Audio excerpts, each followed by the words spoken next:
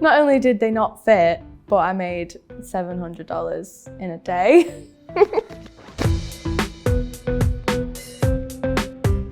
Hi, I'm Kaylee and I'm a content creator. I used to think that an OnlyFans model represented like all things wrong about that sort of scene. So I thought it was wrong to like sell yourself. But a lot of my friends started getting into it and my opinion on it sort of changed, and I realised that you're in complete control. You post what you want to post. You are the content creator. It started as a joke. So I got into OnlyFans as a joke. And for the first 2 months, I was just posting normal, everyday things that I would post on Instagram on there. The curiosity of it all made me a lot of money. And then I thought about it and I thought about it. And I was like, if I was to be a content creator and post things on there that people would want to see, I can make more money off it. And I did. And it was the side hustle that sort of took over, really. The people made me change my mind about it. They are amazing. They're so supportive. They boost my confidence miles and miles above what it was before. I don't regret anything I've posted because of the support and how much people love the content. So it's hard to regret something that people love. And it's not all doom and gloom. It's actually empowering, positive. It makes me happy, and I'll continue to do what makes me happy. So I already had a following on Instagram before I started my OnlyFans, which helped a lot. But promoting now probably takes 20, 30 minutes out of my week. I'll just throw an Instagram story on, 10% off, be quick, an hour later they're gone, and I've made $200. So it's easy money. My mum knows about it. She doesn't faze her at all. My family know about it. My brother says, get that bag if you've got it. Flaunt it, sort of thing. I did start a relationship and he did make me delete it, but he wanted me financially dependent on him. So that was the only reason I had to delete it. After that, I was like, I have no reason not to start one again. I do have a full-time job that I do Monday to Friday, 9 till whenever I finish. I work at a Japanese motorsport garage building cars for something to do. Even everyone that I work with is supportive of it, and it's really, really refreshing. Feed content is strictly lingerie. The pay-per-view content, the locked content, is whatever they would request, to an extent. So when I first started out, it was leaked immediately. It's always gonna happen, and you just gotta take it on the chin and let yourself make your money. It's sort of got to the point where you have to expect your content being, it's a shame, but you've just got to think about it in the way that of jealousy, really. Like, they don't want to pay to see it, but they want to see it. So the seedy men sat at home are gonna leak it for every other seedy man to see, and it just takes an email to get it taken down. It's probably one of the most empowering things for women and men because of how much of a reach you can get from it and how far you can bring yourself up from where you were before. OnlyFans has completely changed my life.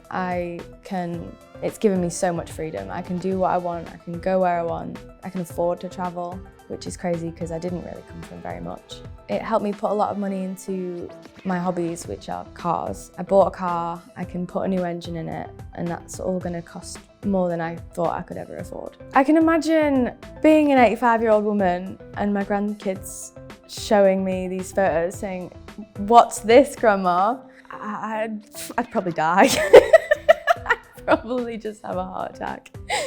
I get absolutely crazy requests come in. Sometimes you just look at them and you think, how can somebody possibly want to see that and enjoy it? One poor guy asked me if I could video myself changing my tampon. No. Another one asked me to video myself weeing on the floor. No.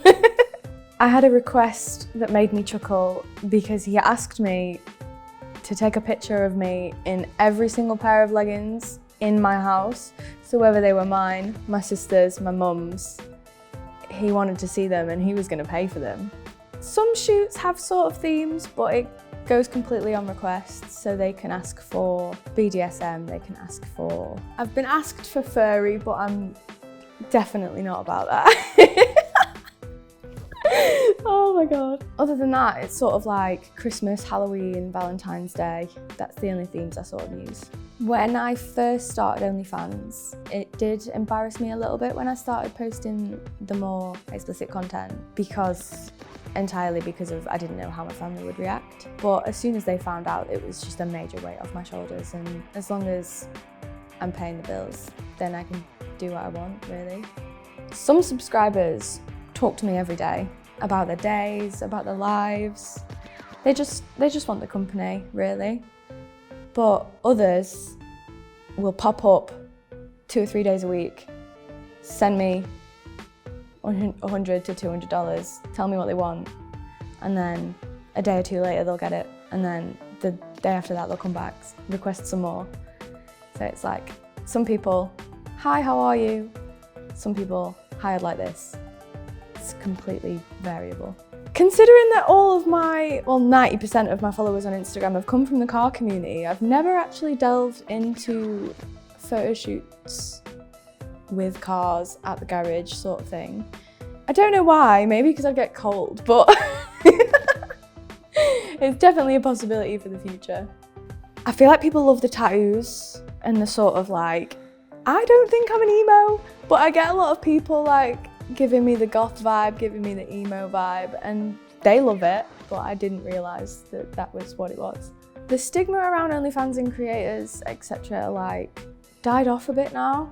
So middle end of 2019 and the start of 2020, it was sort of like, oh no, she didn't, sort of thing. But now it's sort of acceptable, I guess. I mean, it should have been acceptable in the first place, but some people just don't understand enough about it to have an opinion. Personally, I run like a little WhatsApp group chat for girls that want to start out but have questions, queries, fears, and they can ask me, they can ask other creators that are in there questions, and they get their answers, because that's what I would have needed a year ago. As a potential for the future, I would probably do photo shoots with other creators, but I would never make videos, etc. with other creators. It's not my sort of vibe. See, having kids is a weird one for me, because some days I'll be like, yeah, like, having a kid would be cool. And then 99.9% of the time I'm like, I never want kids. Like, I wouldn't bring children into this world when there's kids out there that need parents. So I would probably adopt. If I could have any job in the world, I'd probably have my own garage, but maybe like a branch of garages. It had been a dream since college, really. OnlyFans definitely has an effect on personal lives, but I wouldn't say that it's ever had a negative effect on mine. So it's made me more confident in the bedroom, more confident to explore different ways of doing the deed, I guess. But I've definitely remained myself through the whole thing. It's not changed the way I dress, the way I act, anything like that, I don't think anyway. So OnlyFans is rapidly becoming a platform for influencers to broadcast themselves on. For underwear ad promotion, gifted promotion, toy promotion, it's all a little too explicit for mainstream social media, but OnlyFans with over 7 million users is an ideal platform to promote yourself on.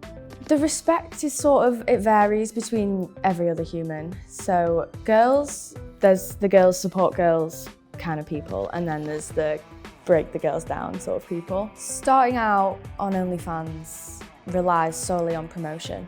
You have to get the name out there, and you have to entice people in. And some people don't want to promote because of what people think. Some people don't want to promote because they haven't told their family yet, but it all helps. You can mass message as many people as you like, but unless you put it publicly. Not only did they not fit, but I made $700 in a day.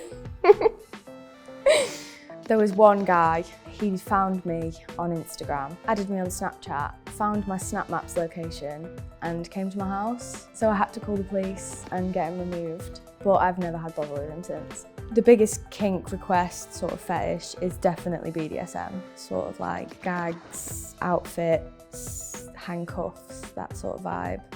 Whip yourself. It's all fun and games. To be fair, a lot of people turn around and say, I want to start one, can you help me? And I'm like, yeah, absolutely, come make some money.